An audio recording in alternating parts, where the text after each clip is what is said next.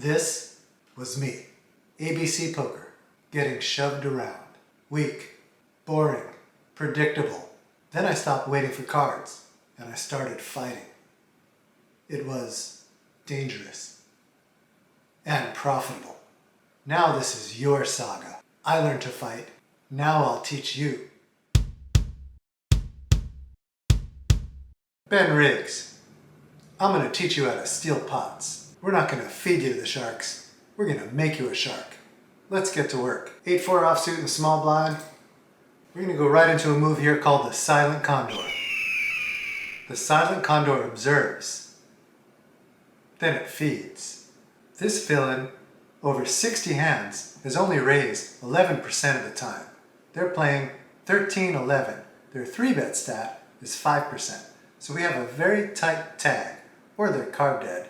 In this scenario, I'm going to be stealing with any 2 cards. I raise, villain flat calls. Is this a good flop to c-bet? Pretty good. Let's see that. Villain raises. When I have a tight villain raising, I'm not going to fight for the pot, not without any equity like this.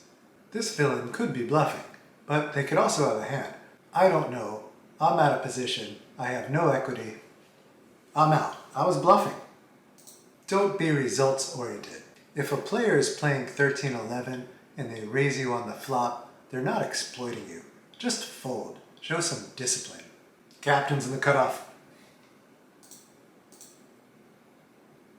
Villain 3, unknown, raises. We 3-bet. Villain 3 calls. This is an okay flop. It's a little bit dry. Villain donks a really small amount. We're going to consider this to be a check. So we're going to raise because we would see that here, of course. The reason I raise small here is because I want the villain to be able to continue with whatever it is they're starting with. Whether it's thin value or a bluff, I don't want to put them off of it. This raise size will make it very easy to get stacks by the river. No problem. Villain shoves. We snap. And we run bad. Do I care? No, not in the slightest. This sort of thing runs right off my shoulders. But this isn't about me. This is about you. This is your saga. You need to realize that no matter how brutal poker is, no matter how poorly it makes you feel, where you outplayed a villain, but the villain still wins. It's just so unfair. It's soul crushing. You need to steel yourself. Buckle up. Reminds me of a story when I was younger.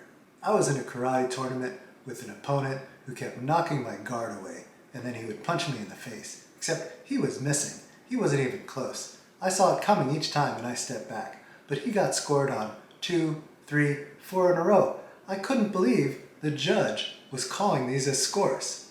He was a mile away, and you could see the look on his face. He was gloating like, "You're stupid. I keep getting you." You know what the moral of this story is? How it relates to your saga is, you just have to be even better. You have to keep studying to where you can get better than your opponent. So much better that it doesn't matter how the cards fall. It doesn't matter how you're judged. Use that frustrated, soul-crushing feeling to get good. Not to feel sorry for yourself. Ace-9 small blind. Folds to me. Unknown villain. I have ace-9, so I raise. Villain folds. 7-7 in mid position. We raise. We get 3-bet by a very tight player. This is the same player that raised our flop in the first hand, but I don't care. Looking at this player's stats, I believe him. It's not like he sat around for 60 hands and then suddenly turned into a maniac in 3 hands. Another thing I hate to see is flat calling here. It's a terrible play. It's terrible for your red line. It's one of the biggest leaks there is. Go to redlinewarrioracademy.com. Check out my 100% free video, The 3 Biggest Leaks and How to Fix Them. I show discipline and fold. Queen Jack suited in the big blind. Villain 14 raises on the button. Small blind flat calls. I squeeze. Button calls. Small blind folds. We flop a couple of overcards. Do you see bet here? Yes, you see bet here. It does run a little bit into the villain's range and not into our range, but we have a stronger range than the villain, and the villain's going to have to fold more often than us. Not only that, we have equity. We have 6 outs and 2 cards to come. So we bet. Villain folds, takes a pot. Captains again, the cutoff.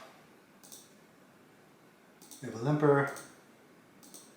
I raise by the pot, and the limper folds. Ace king in the cutoff. Villain 15 min raises, we 3-bet. Villain min 4 bets. I'm not playing this game. I have ace king. I'm not screwing around. The min 4-bet, there's a chance that it could be a monster and he doesn't want to scare me off and fold. After all, I did that in an earlier hand.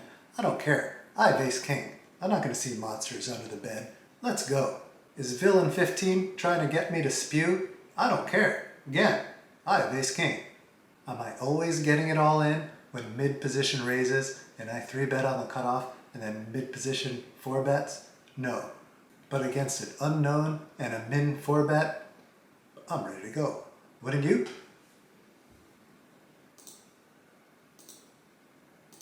So is villain. And we don't hold again. Do I care? Absolutely not. Would you care if this was you? You shouldn't. You should do what? You should let it run right off your shoulders. What's your reaction? Get better. Get so much better than your villains that it doesn't matter what the judges say.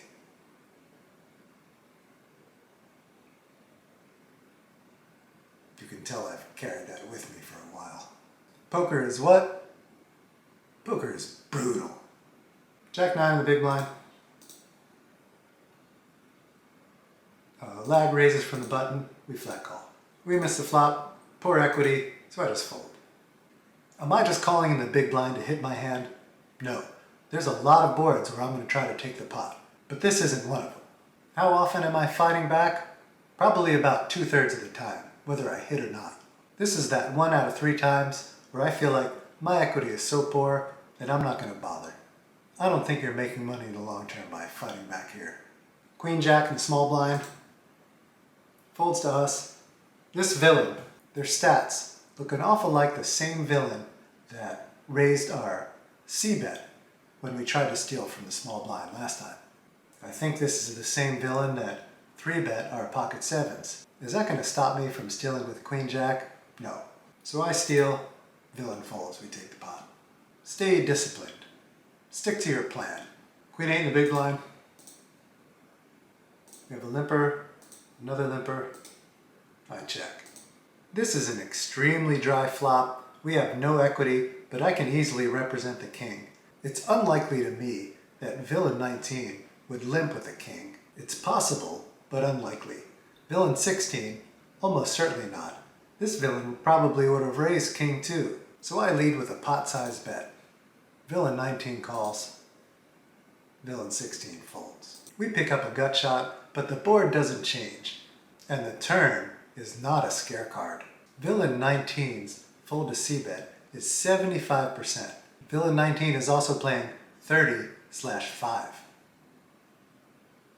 Villain 19's entire strategy, their modus operandi, is to see a cheap flop, and if they don't hit it, they fold. Well, since villain called this flop, and the turn doesn't change anything, I'm going to shut down. So I check. Villain checks. The river is a nothing. I'm not going to try to take it away here, so I check. Villain checks. I started thinking, maybe I'm wrong about not trying to take this villain off the pot if they're still checking. They're in position. Wouldn't they value bet with a king? But there's a very important piece to this puzzle that I didn't mention yet. I'm looking at this villain's aggression frequency stat. It's 25%. See that Q25 right there? This is one of the lowest aggression frequencies I've ever seen in 193 hands. This player likes to fold, and they don't like to bet. I'm trying hard not to be results oriented here, but it figures. Ace 7 makes no sense. Ace 5 makes sense. Other than that, it's going to be a king. Is this true in this scenario and this board run out with all players? Certainly not. The ancient dragon is wise. It plays the player based on their frequencies.